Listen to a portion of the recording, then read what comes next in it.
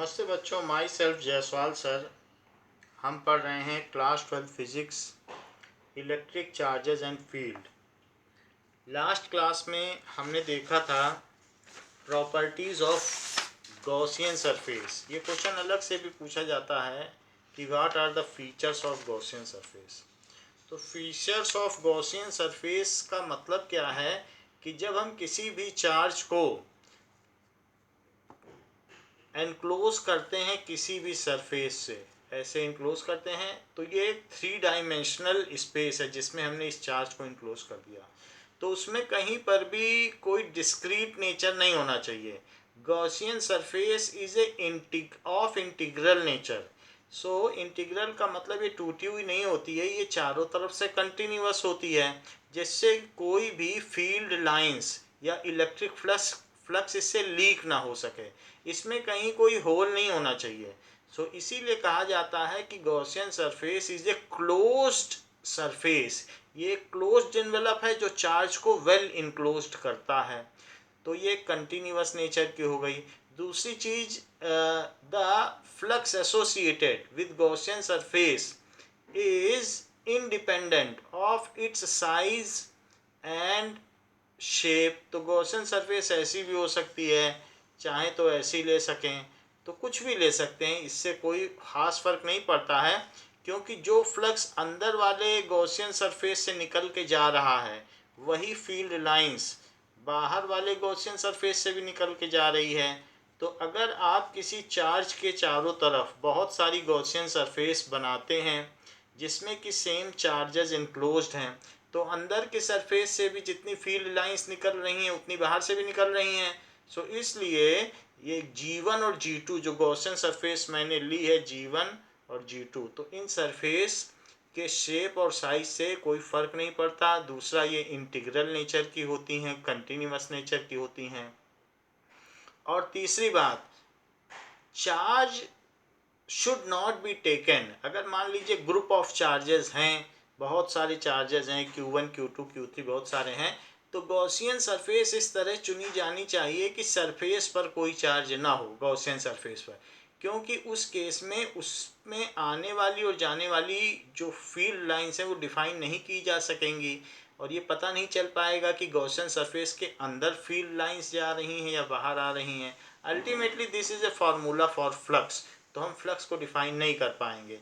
तो तीसरी महत्वपूर्ण बात कही गई है कि गॉसियन सरफेस पर कोई चार्ज नहीं लिया जाना चाहिए, या तो उसके अंदर होना चाहिए या उसके बाहर। अगर चार्ज उसके बाहर है तो हम उसे गॉसियन सरफेस के अंदर कंसीडर नहीं करेंगे। This Q is only for the charges which are enclosed inside Gaussian surface. बाहर है तो उसे वहीं पड़ा रहने दीजिए, उसका हमसे कोई लेना देना नहीं है, क्योंकि हमको सिर्फ वही फ्लक्स निकालने हैं जो हमारी गॉसियन सरफेस के अंदर चार्ज से एसोसिएटेड हैं। तो इसलिए only we should consider the charges which are well enclosed within the Gaussian surface, and Gaussian surface should be selected in such a way that it should not pass through any charge। ये किसी भी charge से pass through नहीं होना चाहिए, otherwise flux नहीं निकाला जा सकेगा। चौथी चीज ये बताई गई है कि गॉस लॉ क्या है या गॉसियन सरफेस क्यों यूज की जाती है। So Gaussian surface is use to find out electric field at any distance. अगर हमें r डिस्टेंस पर फील्ड चाहिए तो r डिस्टेंस से होती हुई एक गॉसियन सरफेस बनाइए। जहाँ से मान लीजिए आपसे कोई पूछे r डिस्टेंस पे फील्ड क्या है, तो वहीं से एक गॉसियन सरफेस ले लो और गॉस लॉ लगाते हुए वहाँ फील्ड निकाल लो। ये भी हम बताएंगे आपको। सो गॉस लॉ बनाया क्यों गया है? It is to find out the electric field at a distance r. तो आर डिस्टेंस पे अगर आपसे कोई पूछे फील्ड क्या है, तो आर डिस्टेंस पे एक स्फीयर बना लो, या आर डिस्टेंस पे एक सिलेंडर बना लो, या आर डिस्टेंस से होता हुआ क्यूब बना लो, कुछ भी बना सकते हो। लेकिन जो भी गॉसियन सरफेस बनाई जाए, it should have certain symmetry. जैसे हमने बताया सिलेंडर या ऐसा, तो सिमेट्रिकल सरफेस बनाने पर हमको आसानी होगी। सिमेट्री का क्या मतलब है कि गॉसियन सरफेस इनक्लोज्ड तो होनी ही चाहिए, लेकिन वो उसकी सरफेस ऐसी हो कि या तो वो इलेक्ट्रिक फील्ड के अलोंग हो, या इलेक्ट्रिक फील्ड के परपेंडिकुलर हो। इस तरीके से हम चार्ज को इनक्लोज करेंगे सरफेस से। तो ये सारी बातें बताई गई हैं। And further one more important बात ये बताई गई है कि Gaussian surface is of continuous nature. ये कंटिन्यूअस नेचर होती है, ठीक है। So Gaussian surface is of continuous nature. Gaussian surface में कोई भी it is such so selected that no charge should pass through Gaussian surface। इस तरीके से आप Gaussian surface बनाएं कि उस सरफेस पे कोई चार्ज ना रहे। हाँ, अगर कोई इनफाइनाइटली एक्सटेंडेड सिस्टम है तो वहाँ पर Gaussian सरफेस चार्ज से पास हो सकता है, बट कोई सिंपल और जनरल केस में जहाँ पर डिस्क्रीट चार्जेस हैं, 2 चार्ज हैं, 4 चार्ज हैं या ग्रुप ऑफ चार्जेस हैं, so for a discrete system of charges,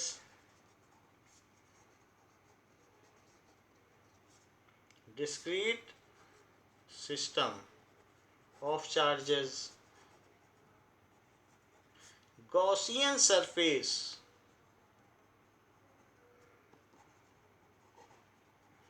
is so selected that it should not pass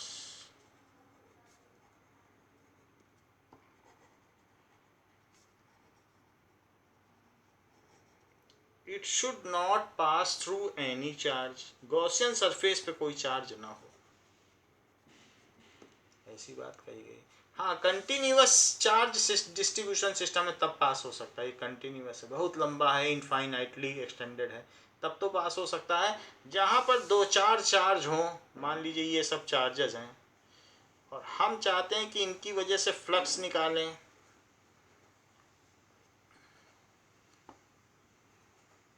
ये सारे चार्जेस हैं, तो इसमें गॉसियन सरफेस इस तरीके से सेलेक्ट करनी चाहिए कि कोई चार्ज से हो के ना गुजरे। ऐसा ना करें आप कि इसी से होके गुजार दें, तब तो बात फेल हो जाएगी, क्योंकि यहाँ चार्जेस जो है वो वेल इनक्लोज्ड लिए जाते हैं। So it should not cross through any charge.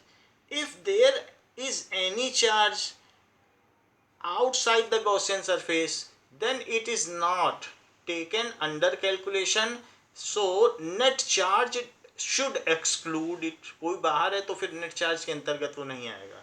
if any charge is lying outside Gaussian surface,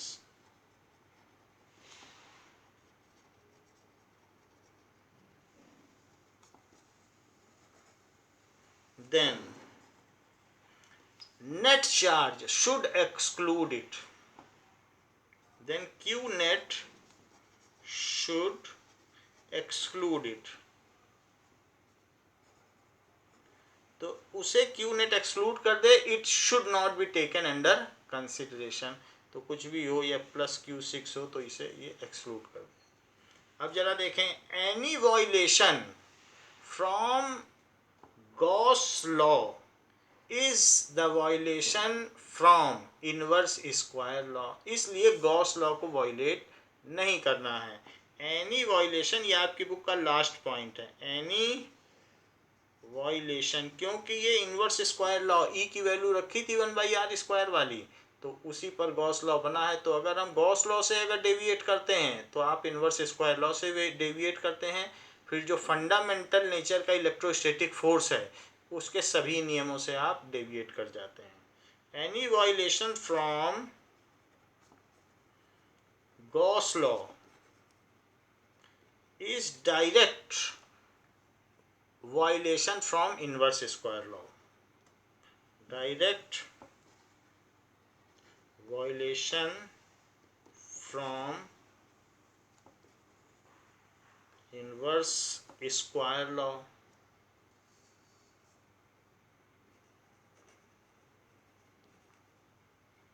ये बात है। नाउ ये तो हमने बात कर ली कि गॉसियन सरफेस की क्या क्या प्रॉपर्टी हैं। जब गॉसियन सरफेस की हम प्रॉपर्टी देख रहे हैं तो आपके बुक में एक फिगर दिया है, उसकी भी बात की जानी चाहिए। जैसे कि मान लीजिए कि एक यूनिफॉर्म इलेक्ट्रिक फील्ड है, आपकी बुक में दिया गया है फिगर, तो ये देखिए, this is uniform electric field. So 1.26 figure है, इसको जरा आप देखें। सो इसके लिए हम फ्लक्स निकालेंगे। So calculation of flux of uniform field through the surface of cylinder. So इसको निकालें। जैसे यूनिफॉर्म फील्ड में आप ये सोच लें कि कोई यहाँ पर पॉजिटिव प्लेट रही होगी और यहाँ पर निगेटिव प्लेट रही होगी ऐसे, और इसमें एक यूनिफॉर्म फील्ड ऐसे है, क्योंकि प्लस से माइनस तक जाती है और उसी में सिंक कर जाती है, ऐसे इसकी तरफ ये रही होगी और यहाँ से निकली होगी ऐसा। सो इस तरीके से फील्ड है। अब हम इसमें एक गॉसियन सरफेस बनाएं, तो हमने ये गॉसियन सरफेस ले ली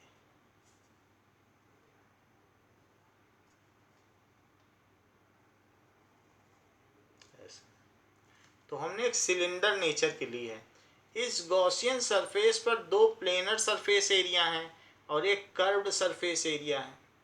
जो भी है, जो भी सरफेस एरिया है, तो उस सरफेस एरिया का एरिया वेक्टर कैसा होगा, उस सरफेस के, ये कर्व्ड सरफेस है ऐसी, तो जो इसका एरिया वेक्टर होगा तो उसके परपेंडिकुलर होगा ऐसे, तो ये है कर्व्ड सरफेस, तो इसके परपेंडिकुलर होगा ऐसे।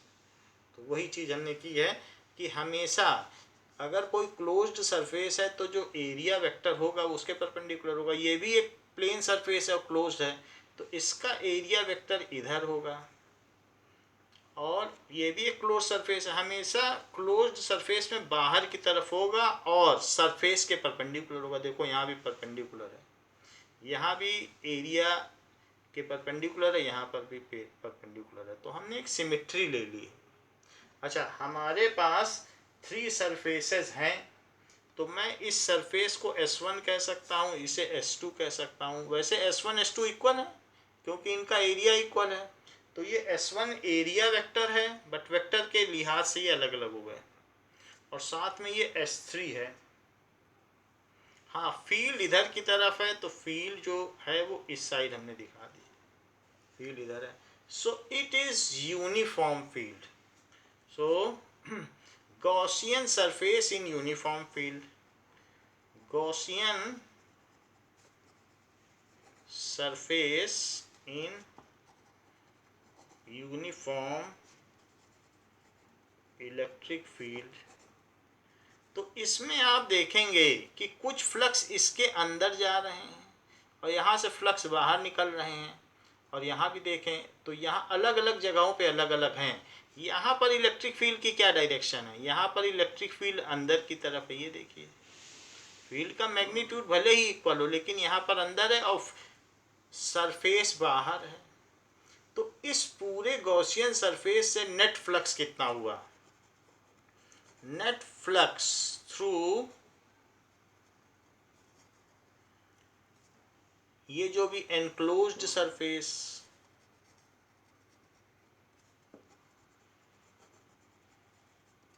It is equals to phi, net flux को फाई नेट कहते हैं, इट इज φ1 प्लस φ2 प्लस φ3। ऐसा क्यों कहा, क्योंकि हमने एक कर्व्ड सरफेस है, उससे कुछ फ्लक्स निकल रहा होगा, इससे कुछ निकल रहा होगा, इससे कुछ निकल रहा होगा, हमने तीनों ले लिए।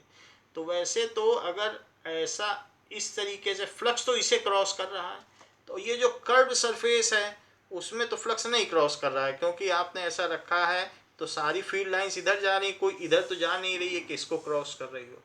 तो इसलिए खैर जो भी हो, हमने तीनों सरफेस ले ली, S1 S2 S3 तीनों ले ली। तो फ्लक्स अगर नेट चाहिए तो तीनों सरफेस से हमें फ्लक्स लेना पड़ेगा।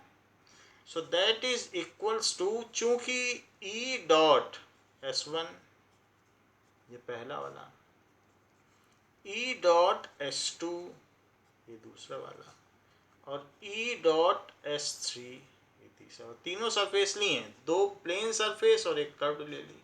जो भी सरफेस है हमने गॉसियन सरफेस सारी ले ली और सबसे फ्लक्स ले लिया, तो टोटल फ्लक्स ही नेट हो जाएगा।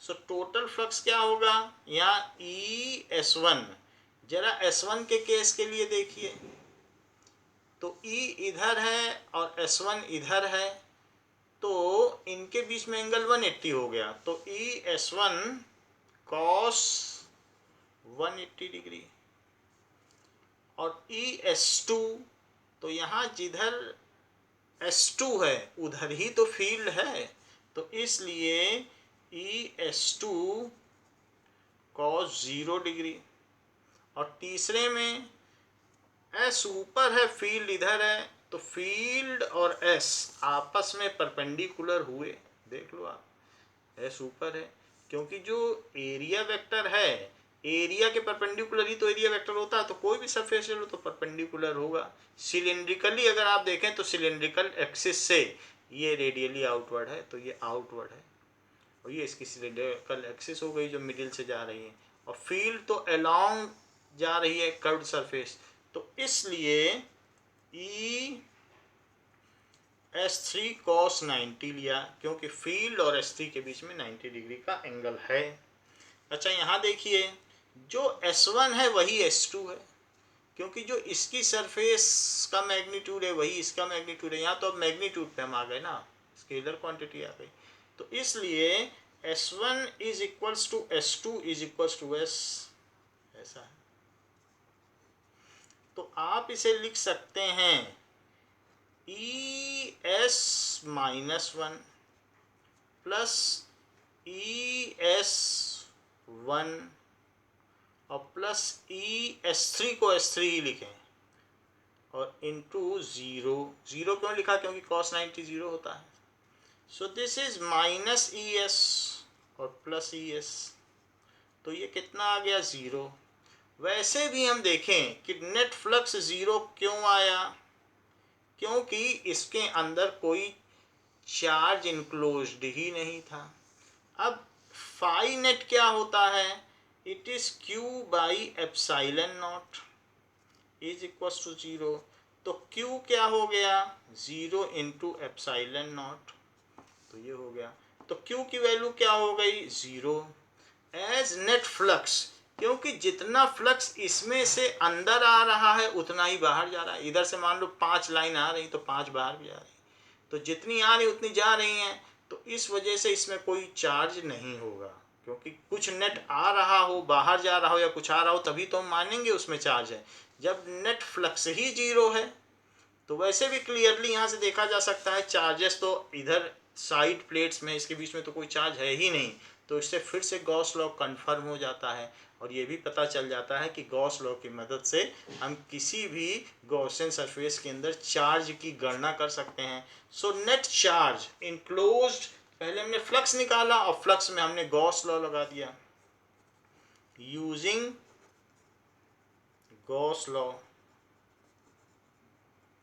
अच्छा, पहले हमने क्या लगाया था कि phi is equal to E dot S, ये फैराडे लॉ है, phi is equal to E dot S, फिर ये लगा के इसकी वैल्यू निकाली, फिर यहाँ गॉस लॉ लगा दिया, और सब कुछ देखने के बाद बताया कि the net charge enclosed in Gaussian surface is 0. So net charge enclosed in Gaussian surface is 0। अब आपको बात समझ में आ गई होगी कि हमें गॉसियन सरफेस ऐसी चुननी चाहिए जिसमें एक सिमेट्री हो, या तो वो इलेक्ट्रिक फील्ड के परपेंडिकुलर हो, या अलोंग हो, या एंटी पैरेलल। तो ऐसे केस में हमें कॉस की वैल्यू बड़ी आसानी से पता चल जाएगी, तो मैंने 0, 180 और 90 लिया है। तो Gaussian surface is to be so selected that it has any symmetry, इसमें कुछ सिमेट्री होनी चाहिए। यही हमने आपको प्रॉपर्टीज में भी बताया था कि इसमें it should have certain kinds of symmetry so selected that it is perpendicular or along, और चाहो तो एंटी पैरेलल भी लिख सकते हो, और along ये जो भी है is either perpendicular to, perpendicular हो गॉसियन सरफेस, ठीक है, एरिया वेक्टर ना लिखो, is it is perpendicular to electric field, अभी हमने देखा कि इलेक्ट्रिक फील्ड के हो, और along या फिर anti parallel to electric field. यानी ये कहा गया है कि it has certain kind of symmetry. तो सर्टेन काइंड ऑफ सिमेट्री आपने देखा कि हमने गॉसियन सरफेस बड़ी कुशलता से ली, and it is so skillfully selected that it is either along electric field और anti parallel to electric field और परपेंडिकुलर टू फील्ड, और इस तरीके से हमने आसानी से क्यू निकाल लिया, Q is zero. Now Gaussian जो गॉस लॉ है उसको समझने के लिए हम एग्जाम्पल 1.10 करते हैं। इस क्वेश्चन से हमें गॉस लॉ अच्छी तरह से समझ में आ जाएगा। एग्जाम्पल 1.11, ये देखिए। सो एग्जाम्पल 1.11 क्या कहता है? ये कह रहा है electric field component is, these are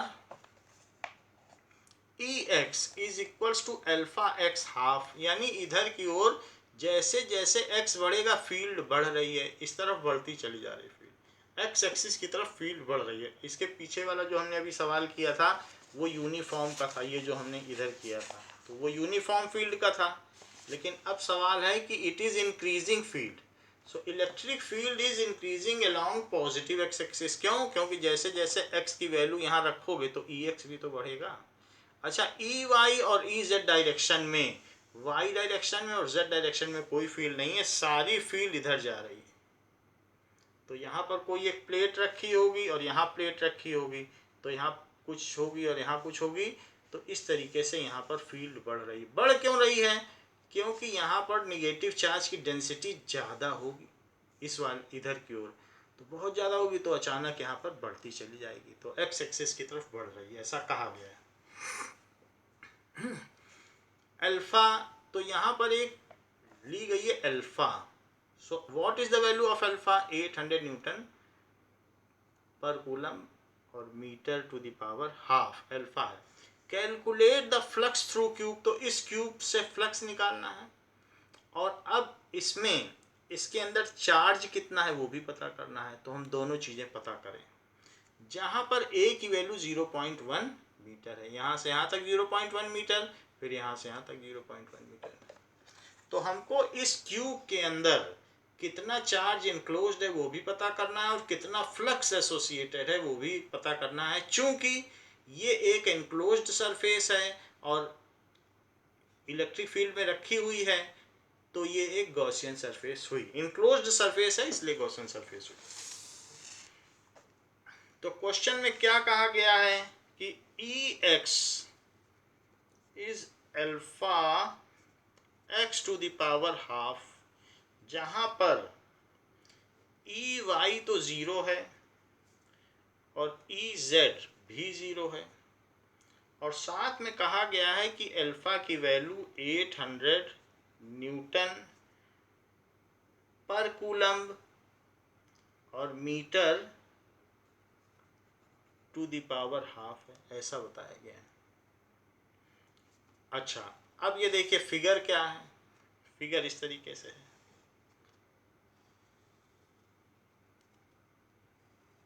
ये। सो दिस इज फिगर। इसमें आपको क्या बताया गया है कि एक यहाँ पर क्यूब ले लिया गया है। सो दिस इज क्यूब, ऐसे क्यूब लिया गया है।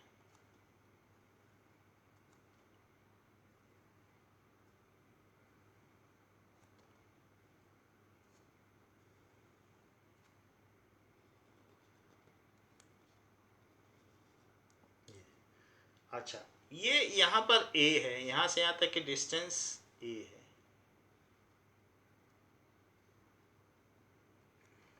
ये ओरिजिन है, ये वाई एक्सिस है, ये जेड एक्सिस है और ये एक्स एक्सिस है, और फील्ड इधर की तरफ है, field is in this direction और बढ़ती हुई है, इंक्रीजिंग फील्ड है, यूनिफॉर्म मत मान लीजिए, it is increasing field. So field इधर की तरफ है, जैसे जैसे हम एक्स एक्सिस की ओर जाएंगे फील्ड बढ़ती चली जाएगी। अब देखो ये जो डिस्टेंस है, क्यूब की जो साइड है वो भी ए ही है, ये बात हो गई, सारी साइड्स ए हैं, सब ये भी ए है और ये भी ए, क्योंकि क्यूब है तो सारी साइड्स ए हो गई, ये भी ए ही हुआ। तो अब हमें इस पर फ्लक्स निकालना है अलग अलग सरफेस पर। तो जरा देखें कि यहाँ पर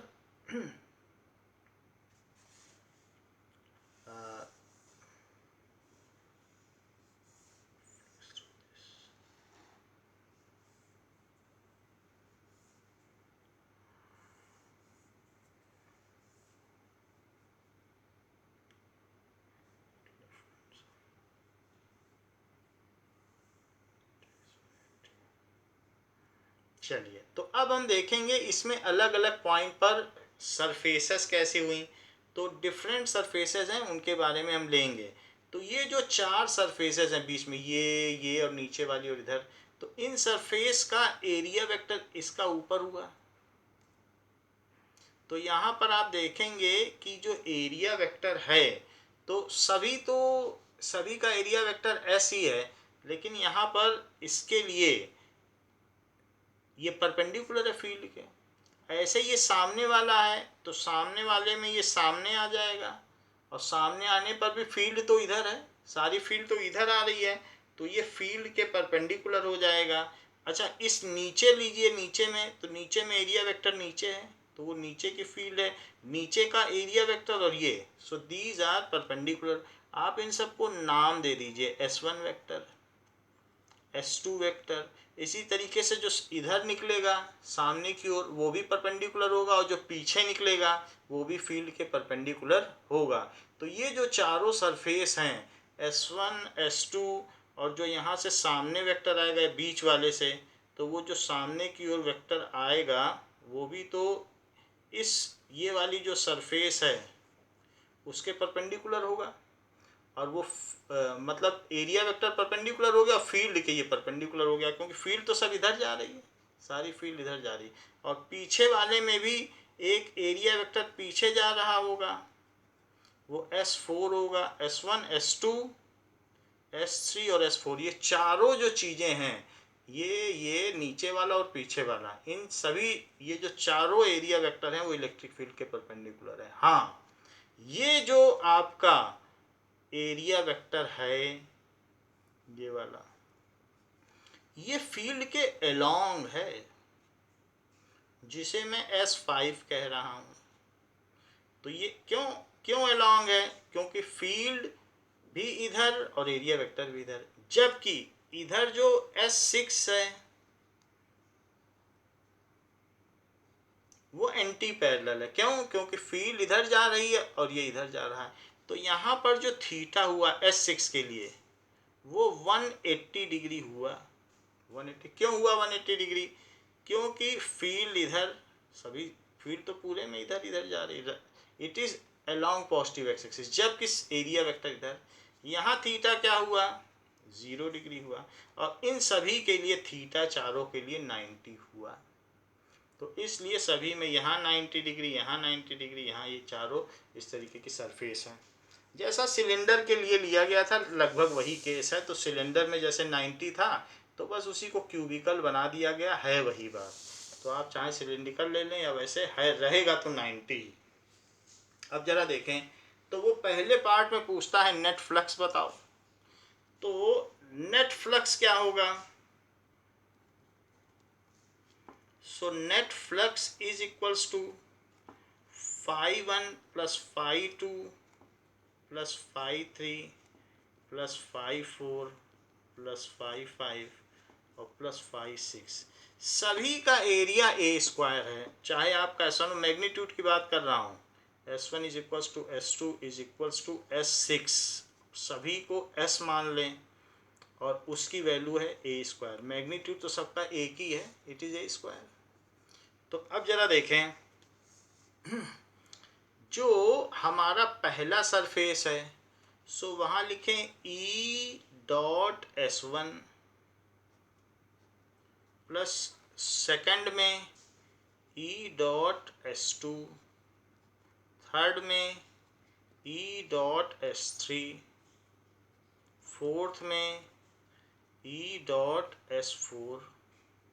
ऐसे क्यों, ये जो भी है इलेक्ट्रिक फील्ड होगी और ये है।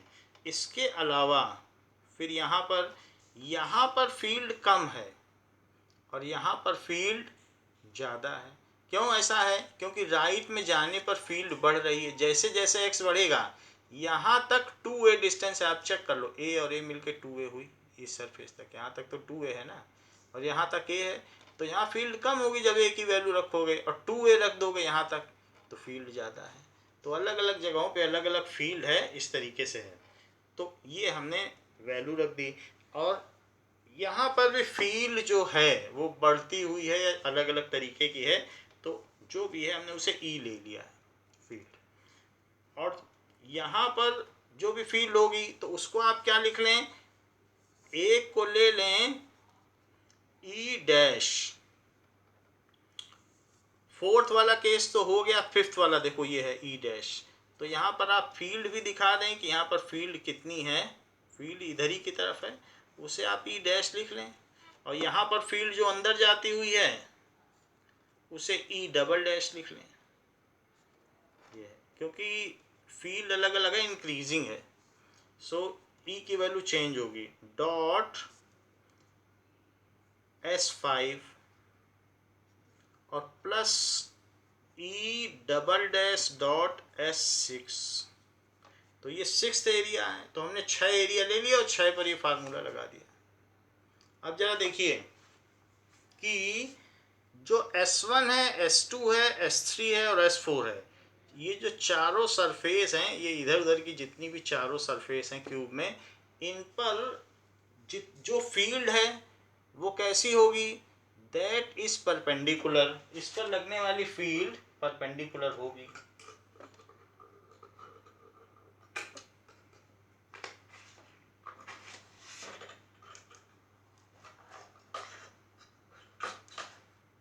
मान लीजिए कि जैसे ये क्यूब है, तो क्यूब पर अगर फील्ड इधर है तो इसका एरिया वेक्टर ऊपर हो गया, ये देखिए ऊपर, तो भी फील्ड परपेंडिकुलर। अब इधर वाले में लें तो इधर वाले में भी एरिया वेक्टर इधर हुआ तो परपेंडिकुलर हुई।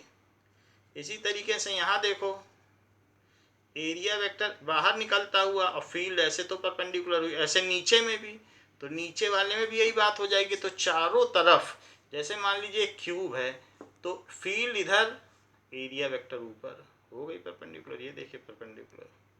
ऐसे यहाँ पर परपेंडिकुलर, ऐसे यहाँ पर परपेंडिकुलर, और ऐसे नीचे भी परपेंडिकुलर। तो चारों तरफ 90 डिग्री है। यहाँ फील्ड ऐसी है और एरिया वेक्टर भी ऐसा है, तो अलोंग हो गया। इस वाले में फील्ड इधर है और एरिया वेक्टर इधर है, तो 180 हो गया। तो इस तरीके से हम ये वैल्यू रखने जा रहे हैं।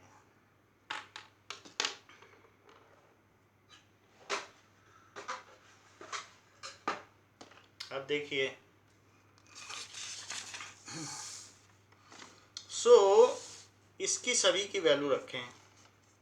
सो this is ES1 cos 90 degree plus ES2 cos 90 degree plus ES3 cos 90 degree plus ES4 cos 90 degree plus E dash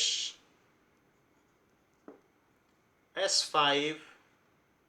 तो S5 के केस के लिए देखो, ये S5, तो S5 के लिए दोनों अलोंग है, इसका एरिया वेक्टर भी इधर और ये भी इधर, तो थीटा 0 हुआ। सो cos 0 डिग्री, ये देखो cos 0 डिग्री ले लिया। और जो नेक्स्ट है plus E double dash S6, तो cos 180 डिग्री ले लिया। तो यहाँ पर ये चारों चीज़ें जो 90 वाली सब खत्म हो जाएंगी क्योंकि cos 90 की वैल्यू 0 होती है। So this is equal to 0 plus 0 plus 0 plus 0। अब ई डैश की वैल्यू लो, तो ई डैश क्या है? ई डैश का फार्मूला आपको दिया है अल्फा एक्स। जो भी x की वैल्यू होगी वो हम रख देंगे alpha x to the power half, और S5 भी तो ऐसे ही लिया है हमने, आपको बता दिया कि सारी वैल्यूज s हैं। और cos 0 की वैल्यू क्या होती है? 1, और plus alpha x to the power half, S6 भी s है, और cos है 180 डिग्री कितना होता है? -1। सो दिस इज अल्फा की भी वैल्यू डाल दें या अल्फा कॉमन ले लें।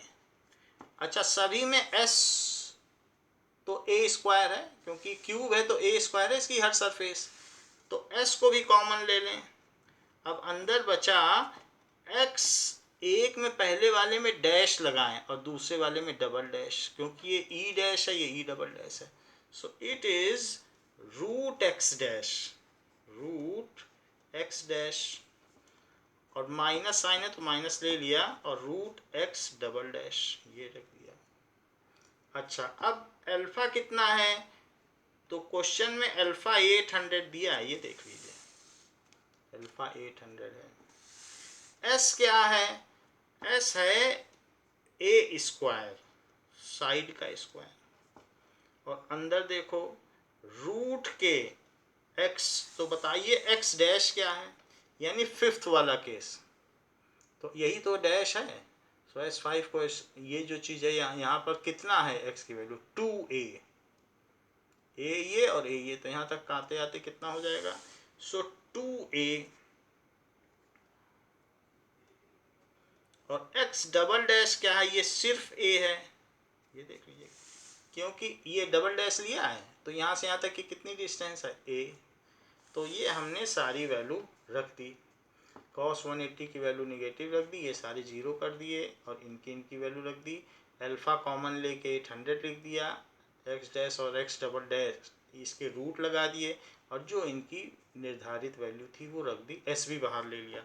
एस कितना है? ए स्क्वायर, और ए कितना है? 0.1। तो ब्रैकेट में रूट के अंदर 2 इंटू 0.1 माइनस रूट के अंदर 0.1, ये कर दिया, तो ये वैल्यू डाल दी। अब जरा देखिए, सो इट इज 0.1 का स्क्वायर है, तो 0.1 का स्क्वायर क्या होगा? 800 इंटू 10 टू द पावर -2, ये हो गया। एंड ये कितना हो गया? That is 2/10। सो रूट के अंदर क्या आया बताइए? 2/10, और यहाँ क्या आया? रूट के अंदर 1/10। सो -2 से 2 जीरो चले गए तो 8 बाहर रह गया, और 1/√10 बाहर ले लीजिए, 1/√10। ओके, एंड इसके अंदर क्या आया? √2 माइनस √1, √2 माइनस √1, तो ये है √10 हमने कॉमन ले लिया, सो दिस इज 1/√10 हो गया। √10 को रेशनलाइज करो, तो रेशनलाइज का मतलब √10 से ऊपर नीचे मल्टीप्लाई कर दो, तो जब √10 से ऊपर नीचे मल्टीप्लाई करोगे तो नीचे 10 आ जाएगा, और ये √2 माइनस 1 आ जाएगा, ये। अच्छा, 8/10 क्या होता है? 0.8 √10, वैसे तो 3.23 होता है, लेकिन एक बार फिर कंफर्म कर लें कि इसकी क्या वैल्यू होती है। सो √10 निकाल लें, 8/10 तो हमने सॉल्व कर लिया, लेकिन √10 निकालें। सो 3.16 बोल रहा है, 3.162। सो इट इज, और √2 माइनस 1 ये चीज़ आ गई। अब ये जो भी वैल्यू आई है इसमें हम 0.8 से मल्टीप्लाई कर दें, क्योंकि 3.162 ये जो पूरी वैल्यू आई है तो हम इनटू कर दें 0.8 से, तो ये कितना आ गया 2.529 या 2.53 भी कह सकते हैं। सो 2.53 √2 - 1 ये चीज़ आ गई। सो इस तरीके से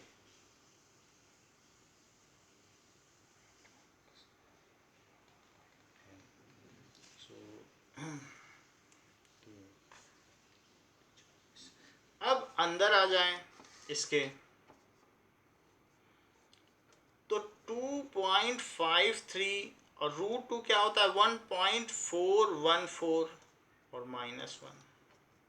सो 2.53 और 1 से 1 कट जाएगा तो 0.414।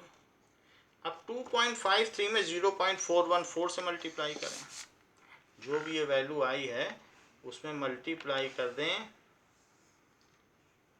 0.414, तो क्या आया that is 1.047. So 1.047. So it comes as 1.047। ये चीज़ आ गई नेट फ्लक्स। अच्छा, फ्लक्स हमने पहले भी बताया है कि न्यूटन पर कूलम्ब और मीटर स्क्वायर होता है, ये फ्लक्स की यूनिट होती है। बुक में ये जो चीज़ है दी गई है 1.05, जबकि हमारा आंसर आया है 1.047। तो इन्होंने अप्रॉक्सीमेटेड वैल्यू दी है, हमने तो जो भी वैल्यू कैलकुलेटर से निकाली है वो सारे डिजिट लिए हैं, तो ये ठीक है 1.047 से 1.05 लिखा जा सकता है। So it is nearly equal to, ये किसके नियरली इक्वल है, that is equal to 1.05 newton metre square पर कूलम। सो जो भी निगेटिव पावर है वो लास्ट में लिखें। इस तरीके से ये नेट फ्लक्स आ गया। ये हमारा पार्ट 1 हो गया। अब जब इसमें इतना फ्लक्स एसोसिएटेड है तो जरूर इसके अंदर कुछ चार्ज होगा। भाई फ्लक्स जब होगा तो चार्ज होगा, क्योंकि गॉस लॉ कहता है इफ देयर इज फ्लक्स तो phi is equal to Q by epsilon naught. तो अब हम इसका सेकंड पार्ट करें, तो सेकंड पार्ट कहता है कि इस क्यूब के अंदर चार्ज क्या है। एक बात मैं और बता दूं आपको कि ये जो फर्स्ट पार्ट है इसको ऐसे भी किया जा सकता है कि as S1, S2, S3 and S4 are, ये जो भी चीज़ें हैं S1, S2, S3 and S4 are perpendicular to electric field,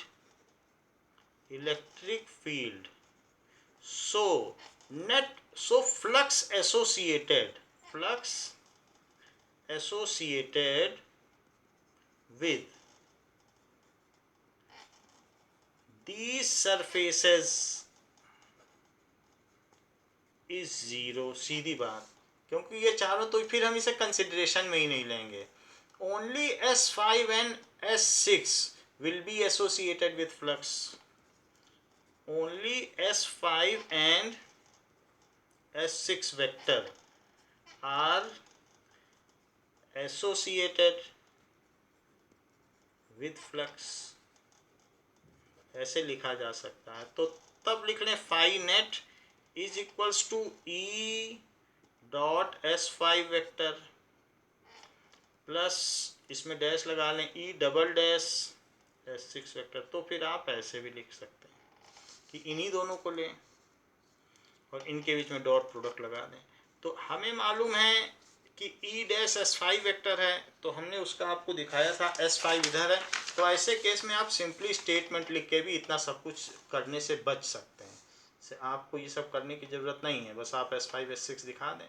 और फिर S5 में क्या है कि E डैश है, उसकी यहाँ से यहाँ तक डिस्टेंस कितनी है, फार्मूला तो ये है, तो x तो डालना पड़ेगा, तो 2a डाल देना E की जगह, यही फार्मूला डाल के।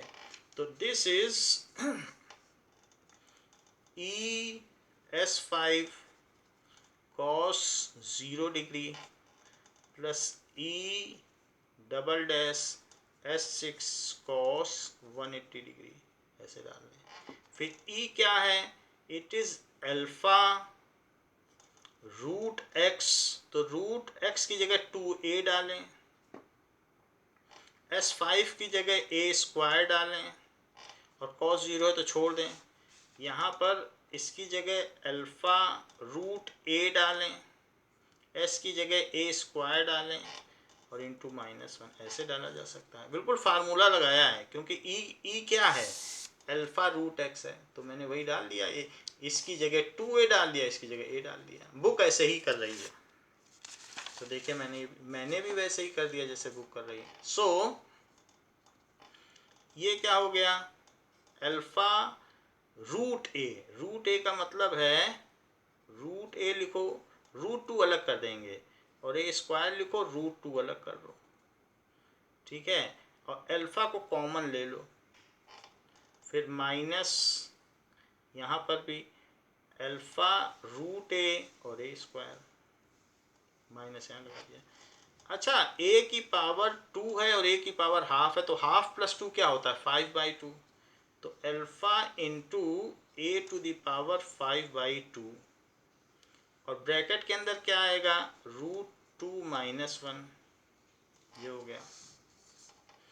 This is equals to alpha की वैल्यू कितनी है 800, तो यहाँ 800 डाल दो।